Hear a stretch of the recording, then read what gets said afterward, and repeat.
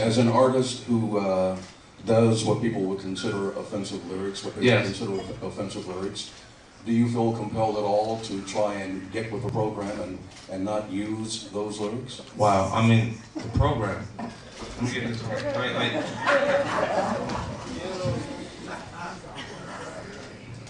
okay. Wait. The president, they want to tell, are you familiar with politics? Absolutely. So you're familiar with the president's #2 man? And you're familiar with him resigning based on him using maybe what we call a dating service? Maybe he's hanging out with hoes that we mentioned in the music. That makes you, if that doesn't make you aware of a situation that exists. I mean, sure, the music is a mirror, and hip-hop's a reflection of the environment that we grew up in. It's the harsh realities that end up in the music. If I ask you to paint a picture of the American flag and not use the color red, you're gonna have a difficult time. You know, so to capture what we're trying to capture in the art form, I'm sure some conservative Americans can't actually ID with it because of their lifestyle and the way they've actually been brought up, and they haven't been exposed to these realities. You know, I understand it. I'm actually angry at some points when I'm confused or I don't have information. So, again, I understand why I'm constantly being attacked on some levels, but you see T.I. anxious to answer the same question because he falls into the same category. Also, all of hip-hop. It's difficult for you to find a hip-hop album that has had any success that hasn't had content on some level that was a little racy, you know? What about Master P? He's announcing he's well, Master P doesn't sell CDs anymore. You can tell him I said it. Cameras is rolling, right?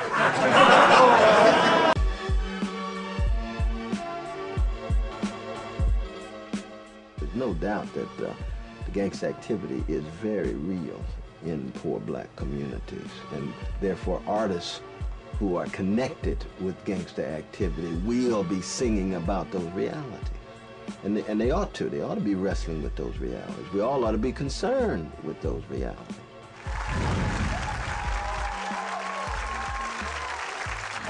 I just want to say that hip-hop didn't create violence. And you know, violence is entertaining. My favorite television show, hands down, The Sopranos. You know, I saw Tony kick someone till the teeth came out. And I like to watch that. A lot of hip-hop fans like to hear the violence. That's something that we have to just accept. Now, is that the only representation of hip-hop? Wait a second. It is not the only type of hip-hop that sells. So we hear a lot like, oh, well, we do this violent hip-hop because this is what's selling. No, Kanye West came out on his first album. He wasn't talking about any of that. You know what I'm saying? And he sold very well. So like I said before, we have to diversify what we're hearing and what we're taking in. Hip-hop is a relation, is a way to relate to the people and the public. And like you say, Kanye dropped his first album. It was a college dropout. Okay, well, he related to a bunch of college kids. A bunch of college kids bought his records, you know what I'm saying? Whereas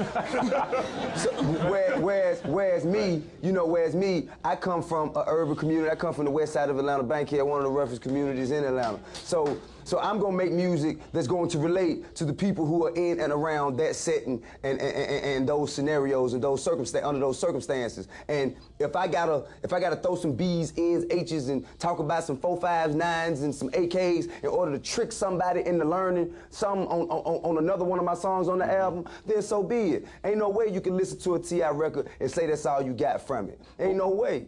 And I mean, even Laura Hill said, "I throw an MF in so the ignorant hear me." Exactly. But Nelson, I want you to come in because even with this, and even if we buy the premise that this is just a reflection, when does it evolve to go beyond that? It's never merely a reflection. It's an interpretation. Here's the challenge. We have a community where we have young black men who are unemployed, young black men who are not being educated. Right. What these guys do, they're very skillful at it, is they make commercials. Mm-hmm. They make commercials to sell product. Mm-hmm. And they sell jeans and they sell other things aside from records. But the same information that makes them buy apple-bottom jeans does affect people's lifestyle choices. Sure. We can't negate that. A lot of artists try to say, well, the home decides that. But come on. In the real world, video games also decide it. and rap records also decided, and movies also decided. So we can't act like these things don't have an effect on behavior. Let's stop giving hip-hop the blame for America's problems. It's like hip-hop is taking the blame for everything that's wrong with not just black people, with America, period. America is built on finance. Right. Finance from jump. Well, I don't care what it is. If you put one booty on TV and it sells 1 million, the next person's gonna put 2 just to sell it. You feel what I'm saying? Because why? Because, like you said again, we don't own the labels. We don't own the label, so whoever owns the label, they're about making money. You think they really give a damn if our community gets cleaned up? They don't care. You have to give a damn. I agree. Doc, I want you to get this. But behind that, it's about the non-for-profit organizations and people taking a chance and saying, yo, what do you do, young brother, behind the scenes that is helping your community? Come ask me. Don't just look at the TV and assume, because when you assume, you make an ass out of yourself. You feel what I'm saying? So don't do that. Just come to me and ask me. Say, yo, young brother. Image.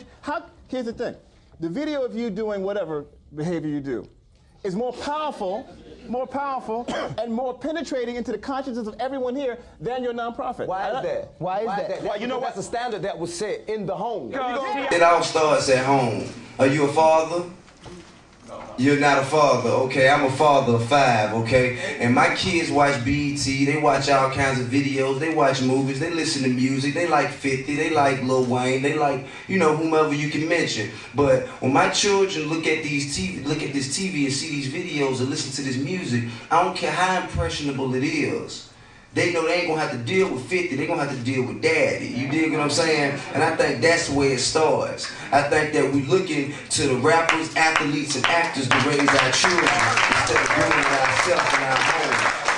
That's honestly my opinion. And I think that people are blaming hip-hop, you know, when they really should be looking in the mirror and blaming themselves. You know, how much more time could I have been there for my child? You know, I'm on a CD. He listened to me, but you know, I can't listen back. You know, I talk to him. He can't. I don't know what he getting from it. You do. You know what I'm saying? You know when he wake up and you see him dressed in a shirt you never seen him in before, and you know what I'm saying, you figure this could be the beginning of something, why don't you stop and why don't you talk to him about it? Ask him where he got that from. You know, if you don't do that, it's gonna grow into something bigger and bigger. You dig what I'm saying?